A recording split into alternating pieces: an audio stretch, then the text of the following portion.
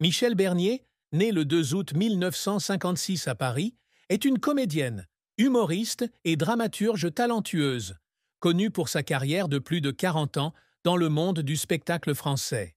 Fille de l'humoriste Georges Bernier, dit le professeur Choron, et d'Odile Vaudel, Michel a hérité d'un sens de l'humour aiguisé et d'une passion pour les arts.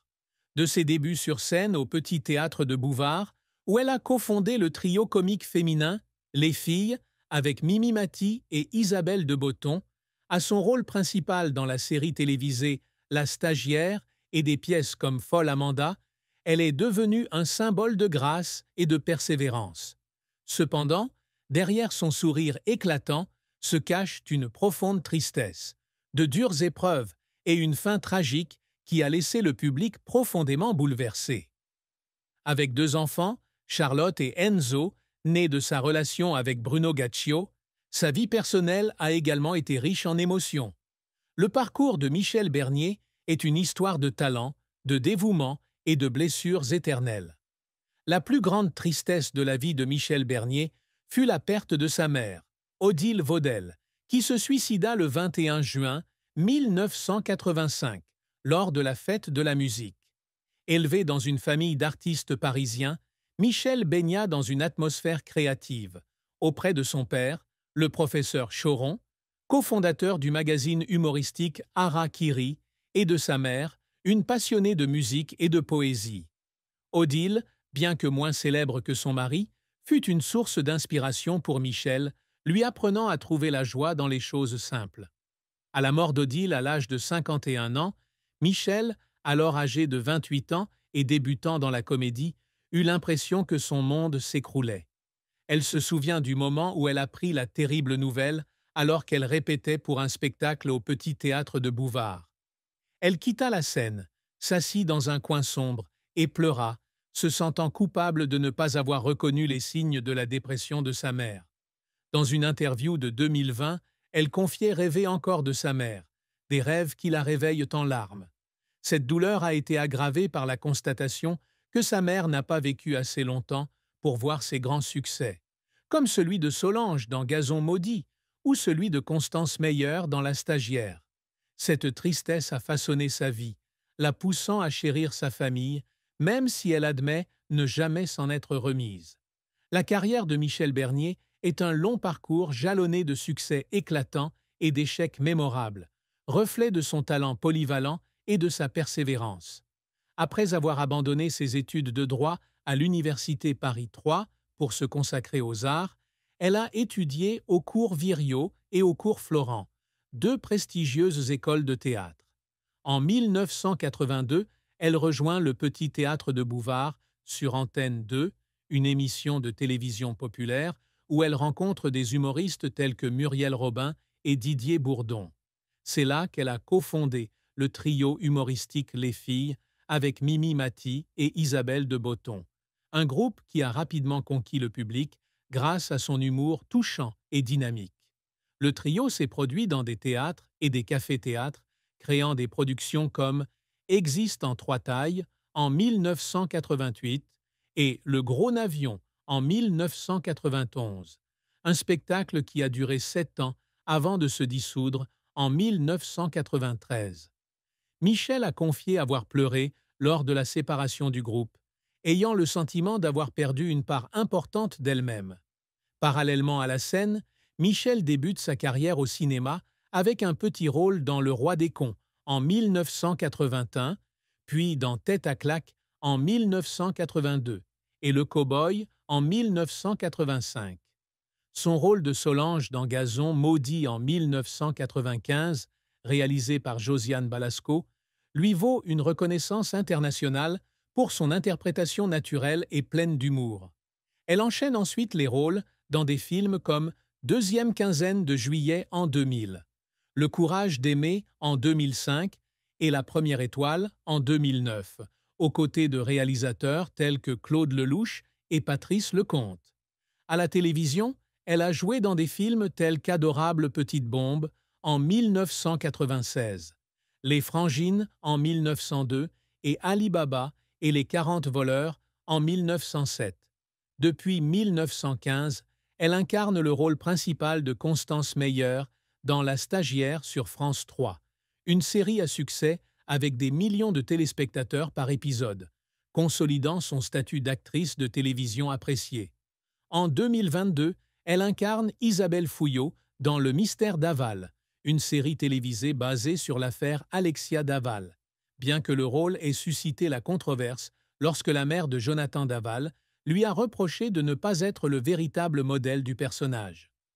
La carrière scénique de Michel est également remarquable, avec des productions comme Le démon de midi en 2000, d'après la bande dessinée de Florence Sestac, qui est devenue un phénomène avec plus de 500 représentations. Elle a continué à briller dans Nuit d'ivresse en 2002, Folle Amanda en 2017 et Je préfère qu'on reste ensemble en 2022, écrit par Laurent Ruquier. Outre le métier d'actrice, elle s'est également essayée à l'écriture et à la réalisation, co-écrivant et Pas une ride en 2010 et réalisant Arrête de pleurer, Pénélope 2 en 2006. Elle est également membre des Grosses Têtes sur RTL depuis 2014, où elle impressionne par son esprit et son intelligence. Cependant, sa carrière n'a pas été sans heurts. Un rôle dans Un homme et son chien en 2009 a été critiqué pour son manque de profondeur, ce qui l'a fait pleurer à la lecture des critiques, estimant que son travail n'était pas reconnu.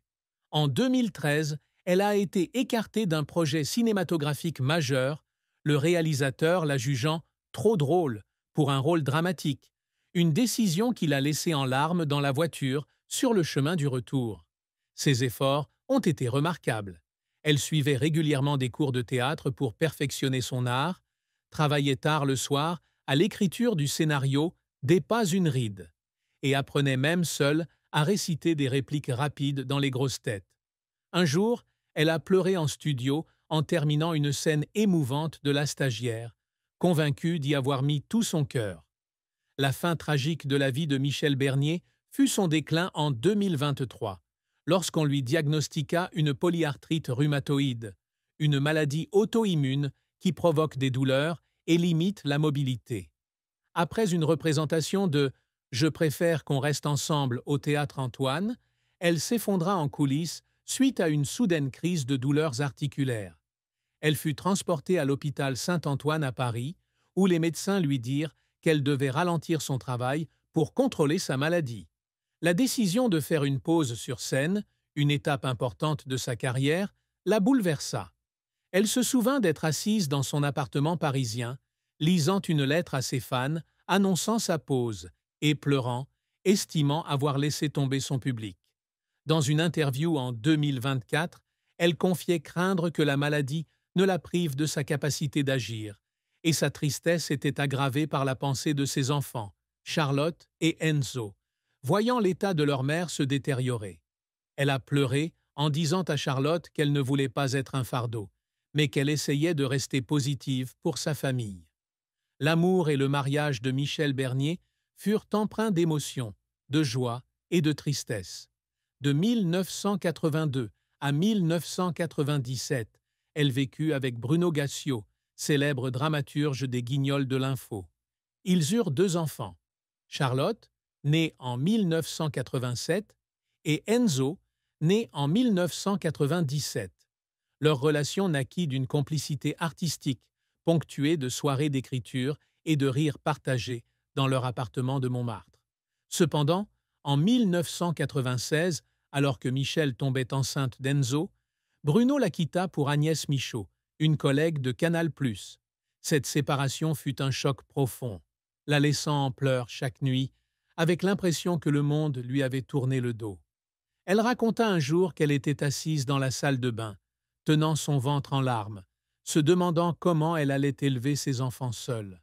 Malgré cela, elle et Bruno entretinrent une relation amicale pour le bien de Charlotte et d'Enzo, collaborant même sur plusieurs projets. Après Bruno, Michel n'a pas eu d'autres relations publiques, bien que dans une interview en 2023, elle ait révélé aspirer toujours au grand amour. Elle a confié être tombée amoureuse d'un homme, un metteur en scène de théâtre, en 2005, mais que la relation n'avait pas fonctionné car il refusait de s'engager à long terme. Elle a pleuré à son départ, se sentant incapable de maintenir cet amour. Sa plus grande tristesse amoureuse était le sentiment de solitude, surtout après que ses enfants eurent grandi et quitté la maison. Elle a un jour confié à Charlotte qu'elle craignait de passer le reste de sa vie seule, et ses larmes dans des moments privés témoignaient de sa sensibilité. Bien qu'elle ne se soit pas remariée, Michel a trouvé du réconfort dans l'amour de ses enfants et du public, tout en avouant qu'elle rêvait toujours d'un partenaire. Le secret que Michel Bernier a si longtemps gardé secret est une période de dépression en 1986, peu après le décès de sa mère. Malgré sa démonstration publique de force sur scène avec les filles, elle souffrait secrètement de crises de panique et d'un sentiment de vide. Elle craignait qu'avouer sa faiblesse ne nuise à sa carrière et ne décevrait son père, le professeur Choran. Elle consulta un thérapeute à Paris, mais ne participa qu'à quelques séances, de peur d'être découverte par la presse. Elle tenait un journal intime, notant les jours où elle ne voulait pas sortir du lit et pleurait lorsqu'elle pensait ne plus être assez forte pour continuer. Ce secret dura plus de 10 ans, jusqu'à ce qu'elle en parle à Mimi Mati en 1998, alors qu'elle partageait l'affiche d'un projet télévisé. Mimi la soutint non seulement, mais l'encouragea aussi